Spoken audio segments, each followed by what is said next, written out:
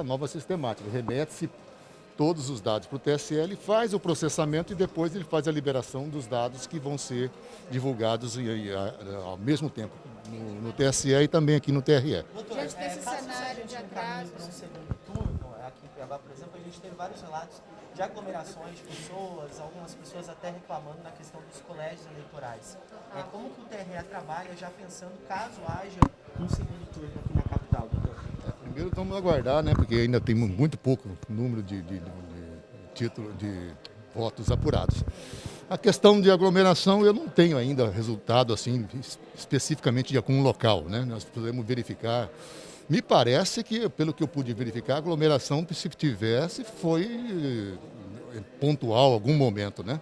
Mas o que eu observei, pelo menos nos locais que eu compareci, houve sim um distanciamento dos eleitores e até me surpreendeu positivamente, porque eu vi que eles realmente permaneciam nas filas com um distanciamento de pelo menos 1 metro. Eu não tenho conhecimento desse fato. Diante da falta de celeridade, pode haver a mudança para o segundo turno ou deve ser o mesmo sistema de apuração e totalização? Eu creio que não terá condições de ser mudado, né? Porque quem estabelece isso é o Tribunal Superior Eleitoral. E mesmo que haja o segundo turno, é de se entender que hoje nós estamos apurando o Brasil todo. Se houver segundo turno, certamente vai diminuir consideravelmente o número de votos a ser apurado. Então, tende a ser mais ágil esse mesmo sistema do TSE. Mas essa demora na apuração não é um retrocesso? Não, se você comparar com os Estados Unidos, que é a maior potência mundial, que demora 15, 20 dias para se chegar a um resultado, eu acho que não é nem um retrocesso. Hoje o que nós temos que verificar é o seguinte, o objetivo, hoje nós estamos trabalhando um novo momento do desenvolvimento das urnas. Nós já estamos trabalhando, inclusive, com a possibilidade de até essas urnas eletrônicas serem substituídas gradualmente, porque investe-se muito nas urnas eletrônicas e nós vamos ter a possibilidade de se votar pelo celular. Já houve até um modelo nessa votação, dessa sistemática de votação.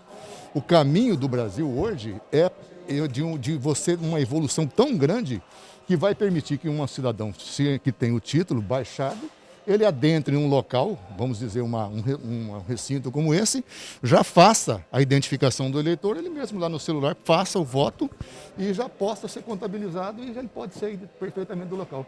Resguarda-se o sigilo de voto, resguarda-se a garantia, né, do cidadão, da liberdade dele poder votar, e você faz tudo isso aí de uma maneira muito mais ágil. Você tem balanço de pessoas presas? Olha, eu sinceramente eu não tenho essa informação, mas é um pouco mais Você tem ideia, André, hoje, do número de pessoas presas? Ocorrências, né? Que presas mesmo, assim, de ficar preso hoje não. Porque a maioria é boca de urna, né? Então eles já passam pelas audiências de custódia e são liberados. Presidente, esses problemas que ocorreram não podem alimentar esses sonhos sobre a confiabilidade da urna eletrônica? Qual a sua avaliação? De forma alguma, de forma alguma. A urna eletrônica, hoje, para vocês terem uma ideia, nós temos já, e vocês devem ter notícia disso, alguns prefeitos que têm já até a certeza que foram vitoriosos. Como é que se dá isso? Muito simples. Você pega, a partir do momento que se encerra a votação, emite-se o boletim de urna. O boletim de urna é disponibilizado a todos, os mesários, os secretários, os fiscais de partido. Hoje, se você tiver uma certa organização partidária, o cidadão vai lá, bate uma foto, manda no grupo. Se você tiver um único local de votação com 20, 30 urnas, você já contabiliza praticamente isso aí.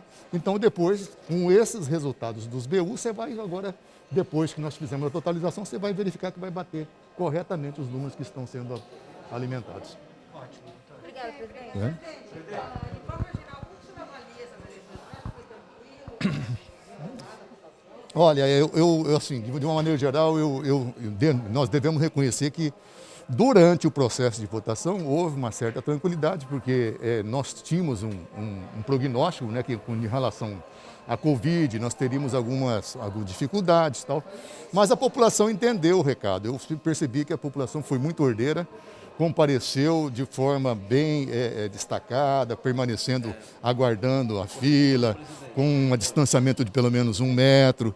E isso nos trouxe uma certeza de que a população está muito consciente da necessidade de aliar o seu direito ao voto com a segurança do ponto de vista da saúde. Eu não vi. Aqui em Cuiabá, que você está falando de aglomeração, momentaneamente você pode ter aglomeração, momento na fila, né? Mas assim, que eu percebi nos locais que eu verifiquei, tinha distanciamento sim das pessoas. Momentaneamente, se você for uma fila de supermercado, infelizmente, você pode ter a marcação no local, no chão, sempre tem aqueles que não observam, porque até por um descuido, por um momento de distração, acabam se aproximando. Agora, é muito difícil, ou praticamente impossível, você controlar 2.300.000 eleitores num processo de votação de poucas horas. Então, realmente, é uma situação que nós temos que trabalhar, orientar, e a imprensa tem nos trazido esse trabalho, nos reforçado nesse sentido de trazer essa divulgação e conscientização de que os eleitores têm que manter esse distanciamento. E outra coisa que eu queria falar aqui, que foi muito interessante também, que eu queria destacar, é a participação não só do eleitorado, mas de uma maneira muito especial, eu queria destacar a participação dos voluntários, né? Nós tivemos uma grande concentração de voluntários, de pessoas que serviram como mesário, outros como assistente de uma maneira geral para poder fazer frente a esses trabalhos e realizar essas eleições. Então, nós tivemos uma grande quantidade de voluntários que, mesmo sabendo da situação de problema de saúde, mas que valeram-se dos seus recursos, dos equipamentos que foram fornecidos e prestaram um relevante serviço, não à justiça eleitoral, mas à sociedade brasileira como um todo. Quer dizer, no geral, a eleição no Estado foi tranquila, né, desembargador? Foi tranquila. Se você comparar com outros dados, com outros números de eleições passadas, nós tivemos uma eleição bem tranquila, favorável. Existe a possibilidade dessa mudança, desembargador, por exemplo, não ter sido aprovado esse sistema de mandar os dados para o TSE e depois ser divulgado? Olha, hoje esse sistema está sendo concentrado no TSE. Se eles entenderem que é possível nós voltarmos para aquele sistema que nós tínhamos anterior, né, ou seja, fazermos toda a totalização e depois remetemos o dado lá e era mais ágil, pode ser que o TSE entenda possível isso.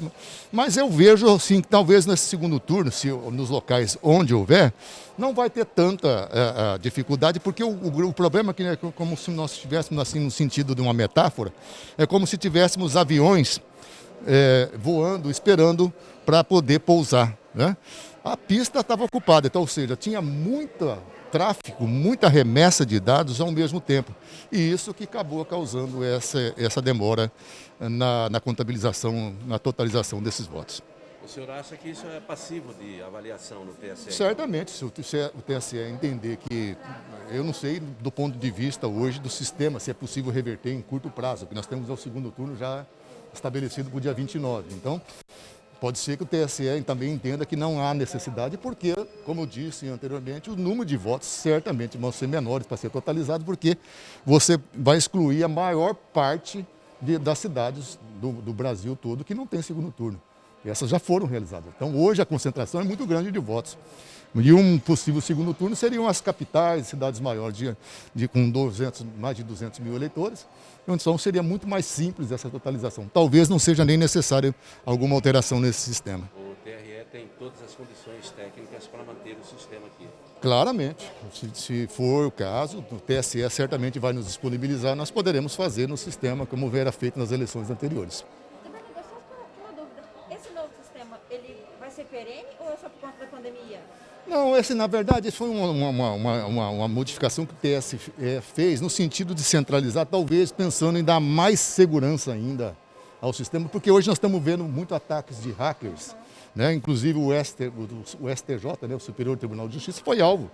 recentemente de um ataque de hackers. Então, certamente, isso tem a ver com alguma modificação visando maior segurança ainda ao sistema. Só para terminar aqui, desembargador, quer dizer então que praticamente totalizaram todos os números apenas dependendo do TSE. Graças a Deus, aqui houve um sucesso muito grande.